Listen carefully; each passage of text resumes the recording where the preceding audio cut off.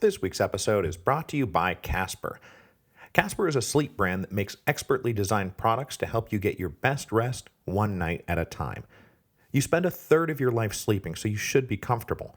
And the experts at Casper work tirelessly to make a quality sleep surface that cradles your natural geometry in all the right places.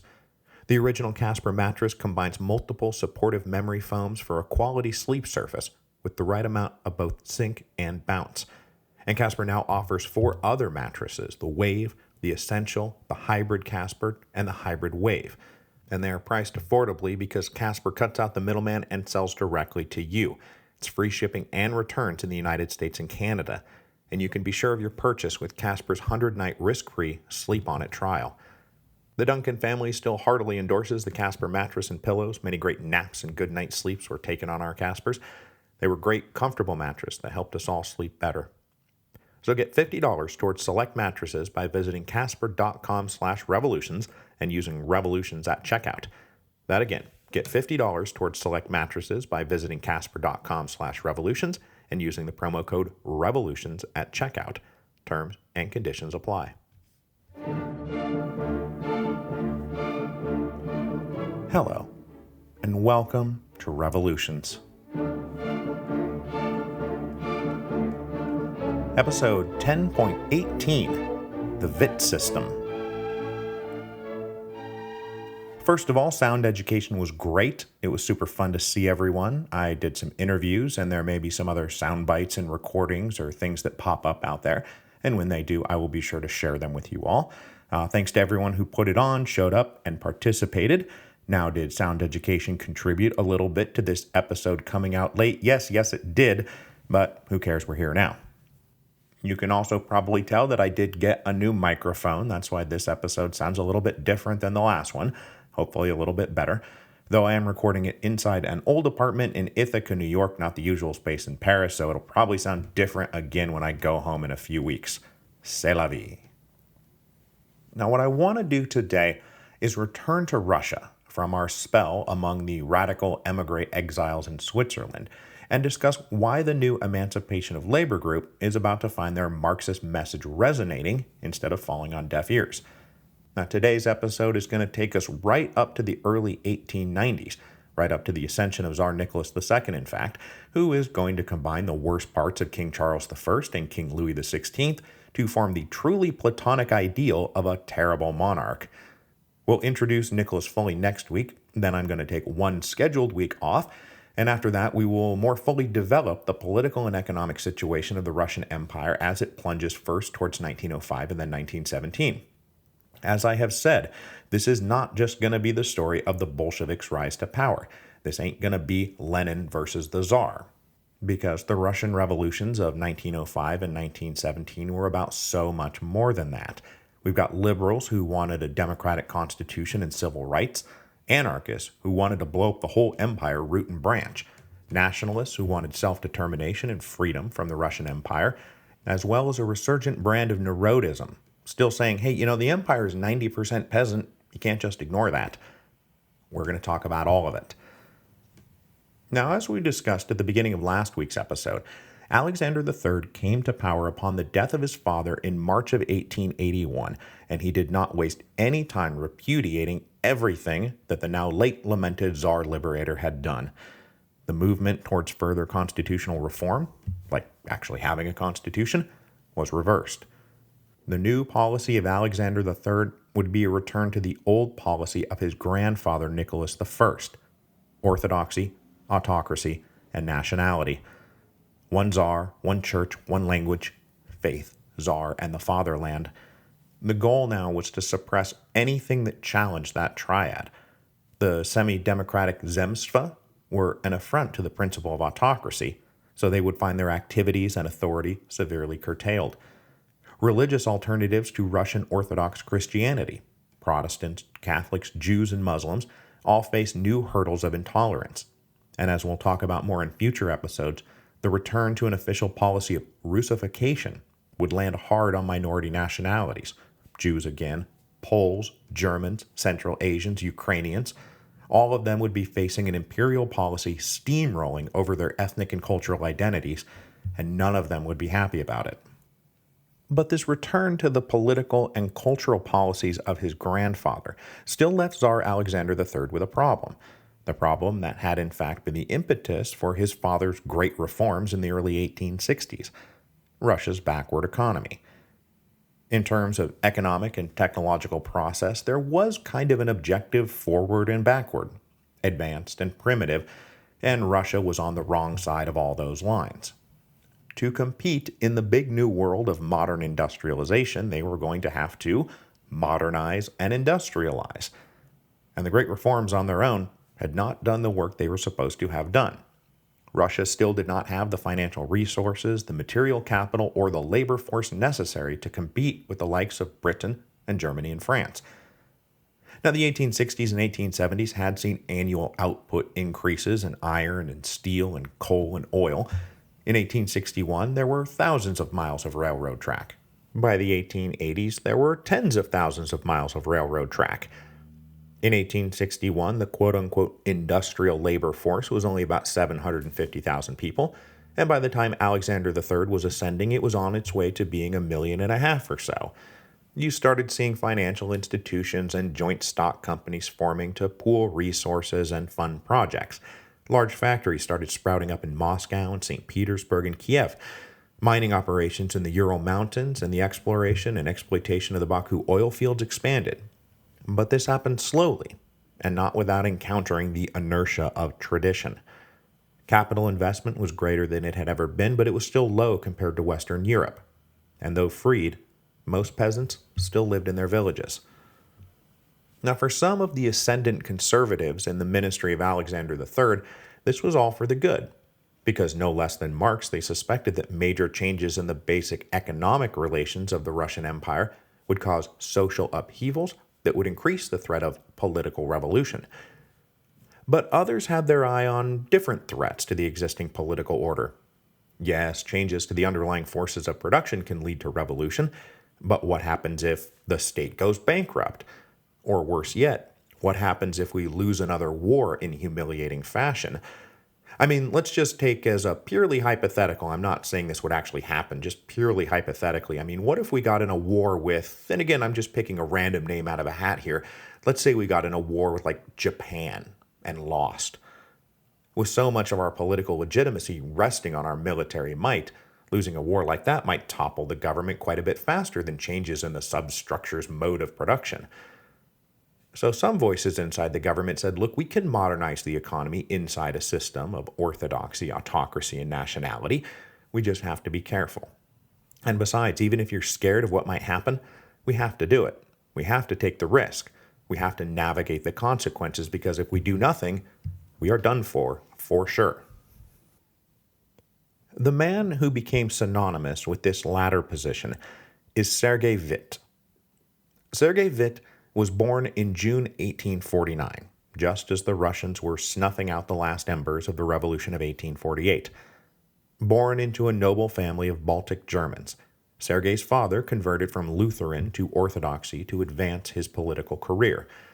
Little Sergei was raised on the estates of his noble grandparents and originally went off to university to study theoretical mathematics with an eye on becoming a professor. But this career path did not sit well with his family, who prodded him instead to enter the civil service in the growing railroad sector. So after graduating at the top of his class in 1870, that's what Sergei Witte did. He started out doing internship-type work to learn all aspects of the business, and then got himself appointed head of the traffic office for the Odessa Railroad. This was a fine, cushy job, but then in 1875 there was a bad wreck on one of the lines under his jurisdiction, and Witte himself was arrested and charged with official negligence. But while his case was being contested, Russia got involved in another brief war with the Turks, which lasted from 1877 to 1878 down in the Balkans. Witte had devised a novel double-shift program to increase efficiency of the critical Odessa railroads that serve the front lines. The dramatic increase in efficient productivity in a sector critical to the war effort was recognized by an influential Grand Duke who interceded in Witte's case, got his sentence reduced to 2 weeks, and then set him free to play a bigger role in imperial railroad policy. Now working under the auspices of some pretty powerful patrons, Witte moved to St. Petersburg for a while before moving on again to Kiev, where in 1883 he published an influential paper outlining ways to improve the freight system of Russia. This included not just technical and organizational recommendations, but he also said that the Tsar needed to take some official interest in the conditions of the growing group of industrial workers, if not out of humanitarian benevolence, then at least out of economic and political self-interest. Well-treated workers are more productive and less revolutionary. After more than a decade working diligently for the state, Witte then moved to the private sector, accepting a job as manager of the Southwestern Railway, a privately held operation based in Kiev. When he showed up, he did what he always did wherever he showed up. He quickly increased the efficiency and profitability of the Southwestern Railway and now had a well-earned reputation as something of a wonder boy. That reputation brought him to the attention of Tsar Alexander III himself. This attention earned Witte the enmity of a few of the Tsar's other ministers. You see, the imperial family had a private locomotive, which had been outfitted with this super-fast double engine that allowed it to travel at super high speeds, which everyone agreed was totally awesome. Witte looked at the specs and said, "This is crazy. This is a disaster waiting to happen. Neither the cars these engines are pulling, nor the tracks these engines are riding on, are designed to handle the kind of vibration and stress you're putting on them." Everyone else was like, "Dude, you're no fun at all. Look how fast it goes. It's awesome." In October of 1888, the imperial train was traveling at its usual, completely unsafe high speed near Borky, a town 250 miles south of Kursk, when, as Witte predicted, it derailed in spectacular fashion. 21 people were killed in the wreck. Tsar Alexander and his family were in the dining car and managed to escape with only injuries. And the story goes that the Tsar personally bore the weight of the collapsed roof of the dining car while his family escaped the wreckage. Now, this isn't totally implausible. I mean, Google up a picture of Tsar Alexander III. He's a big dude. But this feat of heroic strength immediately went into the propaganda machine of orthodoxy, autocracy, and nationality, and became a standard part of Tsar Alexander's story. Not only the feat of strength, but the fact that the imperial family survived the crash at all was clearly a sign that his policies were favored by God. A subsequent investigation found plenty of blame to go around, and one voice who had predicted to a T what might happen. The Tsar may have been protected by God, but he would have been even smarter to trust the word of Sergei Witte. So in 1889, Witte was appointed head of the State Railway Department inside the Ministry of Finance. This put him in charge of the railroads of Russia. Witte accepted the job on the condition that he would have hiring and firing power, specifically so that he could hire people who were talented, experienced, and had expertise, and fire doofuses with good political connections or fancy pedigrees. You know, the kinds of men who might say things like, "Ain't it neat how fast we can make the train go?" The arrival of Witte as the head of the railroads in 1889 marks the beginning of his push towards what becomes known as the Witte System. As he took up his new office, Witte published another paper called National Savings and Friedrich List, which outlined a new plan partly influenced by the German economist Friedrich List. Now, List had died back in 1846, but Witte quite liked his philosophy. List had advocated his own stages of economic progress and recommended a plan for how underdeveloped nations could become developed nations. First, you should embrace free trade to swap raw resources for advanced foreign manufactures and capital. Then, once you had some wealth built up, you should erect trade barriers to encourage and protect your domestic industries and make a little tax revenue on the side. Then, once your domestic economy was robust, powerful, and productive, you drop the tariffs again and go out and compete on an equal basis in the global economy. List was a great believer in the national system. No internal barriers to trade, and a major emphasis on economic connectivity and integration, and he was thus a great promoter of domestic railroads to knit together the national economy. Witte took large portions of this theory and believed that he could apply them profitably, literally profitably, to Russia. Witte also believed, not unlike Marx, that the kind of modernizing economic development Russia needed was not going to be driven by the relatively small and weak Russian bourgeoisie. There hardly even was a Russian bourgeoisie. So he argued that the state itself was going to have to be a major locomotive of development as both producer and customer of industry. And his ultimate goal was to amass financial and material capital that would make Russia a strong industrial economy in its own right. And Sergei Witte, being Sergei Witte, he believed that the best place to launch this locomotive of development was in the locomotives. So the state would organize, direct, and finance railroad development that would create major demand for labor, mining, coal, and petroleum. To finance these projects, Witte energetically looked for foreign investors. He sold Russian projects to British and French and Belgian investors, and they were enticed by the opportunities they saw: high interest rates on their loans, low labor costs for the projects, and a powerful repressive autocracy that wouldn't let the workers make any trouble. But foreign investment was not the only thing. Witte also raised taxes across the board, most of which wound up being borne principally by the lower classes, especially by the peasants. Witte also followed List's recommendations and protected Russian industrial development by throwing up tariff barriers that, yes, shielded that development and made the state some revenue, but it also made many consumer goods much more expensive. So the Witte system in general was about fostering and protecting a growing industrial economy, raising revenue for the state with new tariffs and taxes, and integrating the empire with a dramatic expansion of railroads, which, once finished, would make further progress in other sectors possible. The most important of these new rail projects was unquestionably the Trans-Siberian Railway, which would forge a direct link all the way to the Pacific Ocean in the Far East. The Trans-Siberian Railway would take a decade to complete and have all the beneficial impacts Witte desired, prodding major demand for metals, coal, oil, and labor. Though, come 1901 when the project was finished, let's just say that the resulting disappearance of demand and jobs was of some benefit to the activities of the next generation of our Russian revolutionaries.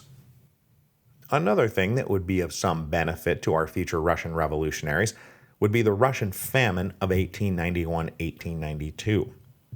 Terrible harvests in the fall of 1891, combined with terrible government policy that continued to export grain abroad and only belatedly and ineffectually attempted to deal with the problem. The famine led to upwards of 500,000 deaths, and despite official censorship, which tried to pretend like, times are bad, but not that bad, plenty of Russians walked away from the famine with their faith in the Tsar supremely tested, which again was something that later Marxists and anarchists and resurgent neurotists were going to be able to play on. The mishandling of the famine by the Minister of Finance helped lead to his ouster in the summer of 1892, and who better to install in this all-important post than the one guy who seemed like he knew what he was actually doing, Sergei Witte. Appointed in August 1892, Witte would serve in the post for the next 11 years. And from this perch, with the full blessing and protection of the czars he served, he was able to go even further with his plans. He pushed hard for the Trans-Siberian Railway, which would soon have him playing a major diplomatic role in Russia's relations with China and Japan, both of whom were going to be directly impacted by the project. He further expanded and raised tariffs and taxes, and cultivated foreign investment. And he was already getting ready to have Russia adopt the gold standard, which would ingratiate Russia with the European banking establishment, a move that would precede the same move Jose Limantour would make in Mexico just a few years later, a development we talked about in the early episodes on the Mexican Revolution. And really, as I sit here writing about the Witte system, I am very much reminded of the Cientifico program for the middle and latter years of the Porfiriato. And in fact, while I'm sitting here, I should say that a lot of the things I've been writing about Russia have been very similar to things I wrote about Mexico, and I may have to do a dedicated compare and contrast session on the Mexican and Russian revolutions. And for the record, Pancho Villa and Emiliano Zapata were never confused about whether or not the peasants had revolutionary potential. No promises on that, it's been on my mind a lot lately. The impact of the Witte system was undeniable, and it is sometimes described as sparking the Witte boom.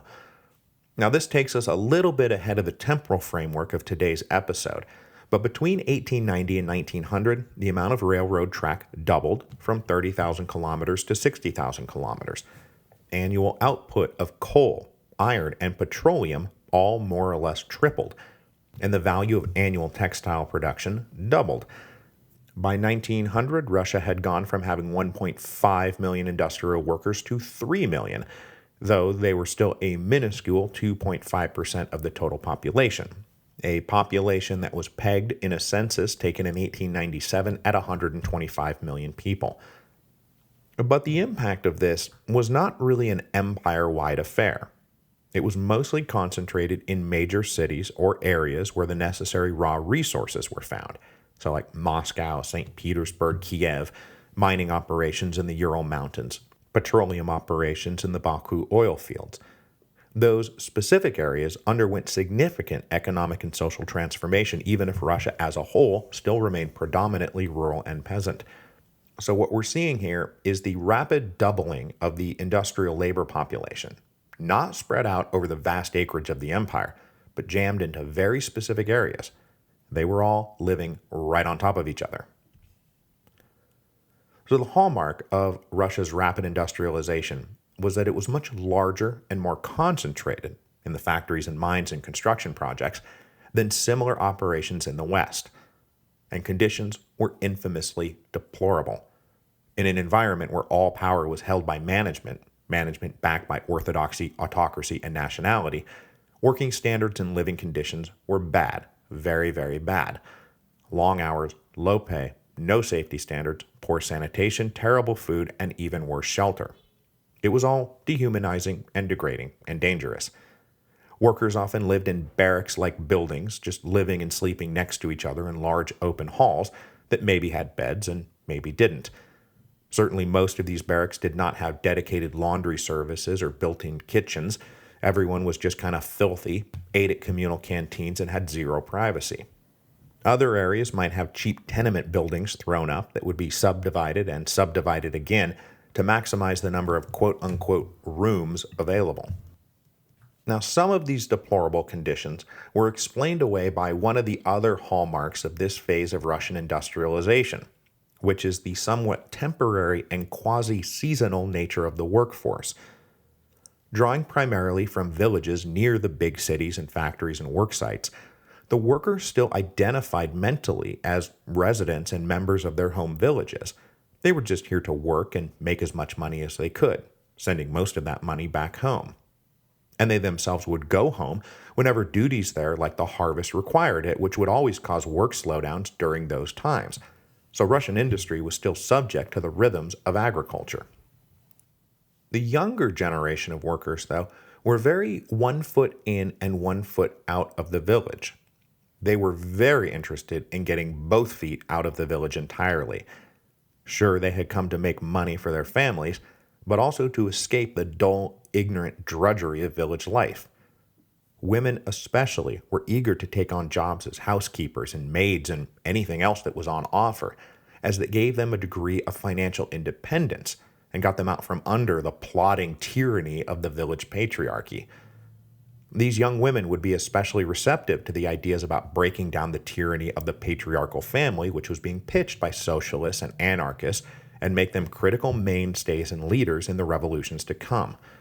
But for the moment, they were not yet mentally the permanent urban proletariat population that revolutionary theorists like Plekhanov was counting on. For that, they would need additional years together living in squalid conditions and working terrible jobs, which would instill in them an instinctive fighting spirit that, if given a name and a direction, could be very revolutionary indeed. But next week, we will get back to the Romanovs, because on October the 20th, 1894, Tsar Alexander III would die at the age of just 49. This left the empire to his 26-year-old son, Nicholas II. On his deathbed, Alexander told his son that the only minister he should listen to was Sergei Witte. Witte is the only one who knows what he's doing. This is advice that Nicholas would at first take and then later disregard, as his mind wandered off to listen to other, more eccentric voices. A true believer in orthodoxy, autocracy, and nationality, Nicholas never doubted that he was God's chosen father of the Russian people. And next week, we will spend time with young Nicholas and attempt to puzzle out, if it's true what Nicholas believed, just what on earth God might have been thinking.